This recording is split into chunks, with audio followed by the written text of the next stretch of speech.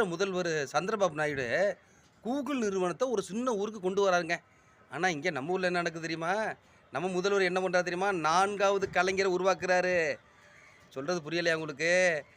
ஏங்க எ அதாவது இன்ப நிதிய அடுத்தது முதல்வராக்குறதுக்கு பயிற்சி எடுக்க வைக்கிறாங்க அப்படின்னு குற்றம் சாட்டுறாரு. நம்ம இல்லங்க. பாரதிய ஜனதா அ மாநில செயலாளரு மனோஜ் செல்வம் அவரு சொல்றாரு. அதாவது குலக்கல்வியெல்லாம் முன்னாடி எதிர்த்தாங்க. இன்னைக்கு குல முதல்வர உருவாக்குறாங்க. நல்லா இருக்கு பாத்தீங்களா அது? அதாவது அடுத்தவனுக்கு வந்தா தக்காளி சட்னி, நமக்கு வந்தா ரத்தம்ல. சொல்லுவாங்கல்லங்க. அதானே அரசியலு.